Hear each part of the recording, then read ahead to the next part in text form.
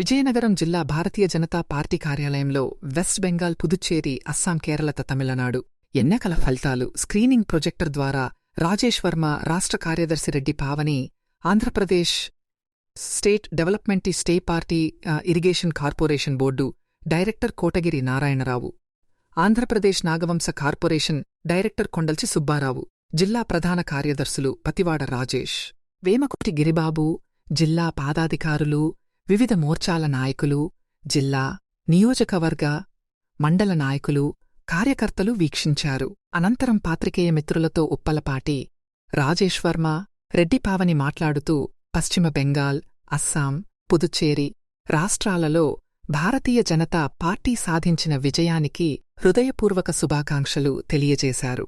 ఈ విజయం దేశ ప్రజల ఆశలు, ఆకాంక్షలకు ప్రతిబింబం. ప్రత్యేకంగా పశ్చిమ బెంగాల్లో ఎన్నో ఏళ్లుగా ఎదురుచూసిన మార్పు నేటి రోజుతో ఆరంభమైంది.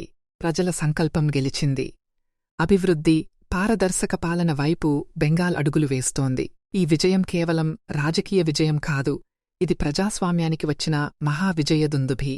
అస్సాం మరియు పుదుచ్చేరిలో కూడా ప్రజలు అభివృద్ధి, స్థిరత్వానికి మద్దతు ఇస్తూ భారతీయ జనతా పార్టీపై విశ్వాసం వ్యక్తం చేశారు.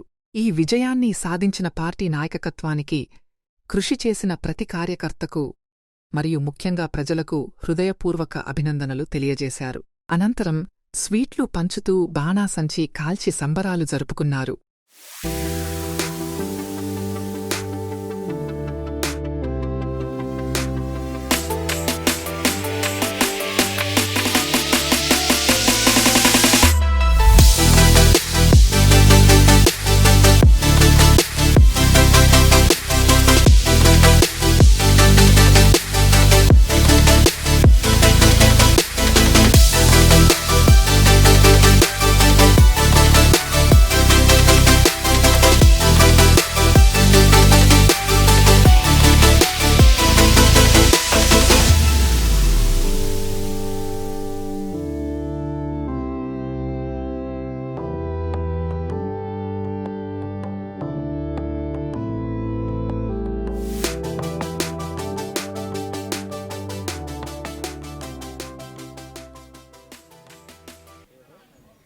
ఈరోజు వస్తున్నటువంటి ఎన్నికల ఫలితాలు ఒక చారిత్రకమైనటువంటి విజయాన్ని భారతీయ జనతా పార్టీకి, భారతదేశానికి బెంగాల్ ప్రజలు అందిస్తున్నటువంటి కానుకగా మనం చెప్పుకోవాలి.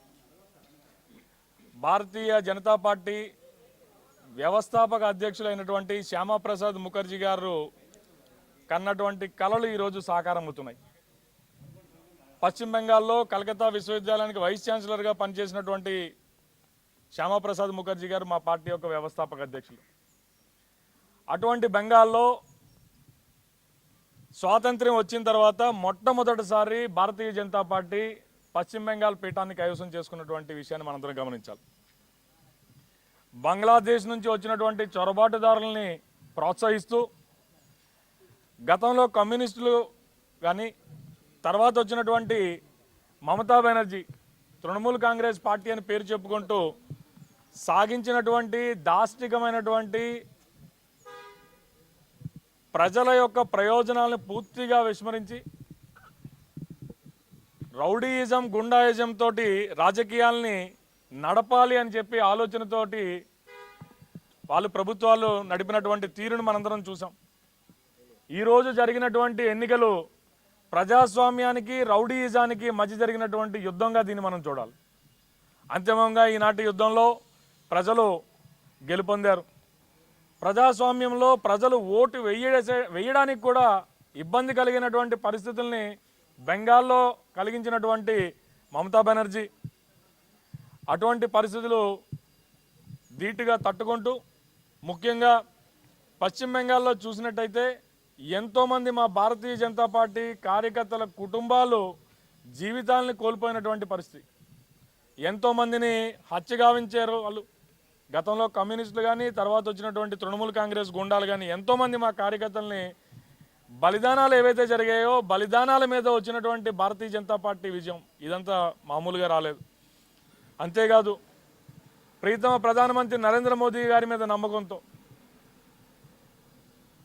మా పెద్దలు అమిత్ షా గారు గత 15 రోజులుగా అక్కడే ఉండి మొత్తం కార్యకర్తల్ని ముందుండి నడిపించినటువంటి ఒక రాజకీయ దురంధరుడుగా పేరుగాంచిన అమిత్ షా గారి యొక్క కృషి ఫలితం, ఎంతోమంది కార్యకర్తల త్యాగ ఫలం మూలంగా ఈరోజు భారతీయ జనతా పార్టీ పశ్చిమ బెంగాల్లో గెలుపొందుతుంది. అయితే ఉన్న రాష్ట్రాలు వేరు, పశ్చిమ బెంగాల్ వేరు. పశ్చిమ బెంగాల్లో విజయం అనేది దేశ విజయం, భారతీయ జనతా పార్టీ విజయం కాదు, భారతదేశ విజయంగా మనం చూడాలి. ఈరోజు బంగ్లాదేశ్ నుంచి వస్తున్నటువంటి చొరబాటుదారులకి తలుపులు తెరిచి రాష్ట్రమే కాదు, ఒక బెంగాలే కాదు, భారతదేశం మొత్తం మీద అన్ని ప్రాంతాలకు కూడా వీళ్ళని పంపించి చేస్తున్నటువంటి ఒక అరాచకమైనటువంటి పాలన ఏదైతే ఉందో దానికి ఈనాటితో చరమగీతం పడింది. రానున్న రోజుల్లో ఖచ్చితంగా అతి త్వరలోనే బెంగాల్కి అలాగే అక్కడ ఉండేటటువంటి బంగ్లాదేశ్ ప్రాంతానికి మధ్యన ఉండేటటువంటి కంచె ఏర్పాటును కూడా అత్యంత త్వరగా పూర్తి చేస్తామని చెప్పి ఎన్నికల్లో హామీగా కూడా అమిత్ షా గారు చెప్పడం జరిగింది. అక్కడ వేసేటటువంటి అడ్డుకట్ట ఏదైతే ఉందో అది ఖచ్చితంగా మన విజయనగరం లాంటి చిన్న చిన్న ప్రాంతాల ప్రజలకు కూడా ఎంతో మేలు. ఈ ఎన్నిక విజయం యొక్క ఫలాలు భారతదేశం మొత్తం కూడా రాను రోజుల్లో చవి చూస్తుందని చెప్పి తెలియజేసుకుంటూ, దీదీకి బాయ్ బాయ్ చెప్పినటువంటి బెంగాల్ ప్రజలందరికీ కూడా విజయనగరం జిల్లా భారతీయ జనతా పార్టీ కుటుంబ సభ్యులందరి తరపున పేరు పేరున హృదయపూర్వక ధన్యవాదాలు తెలియజేసుకుంటూ ముగిస్తున్నాం. ఈరోజు ఏదైతే వెస్ట్ బెంగాల్లో, అదేవిధంగా పుదుచ్చేరిలో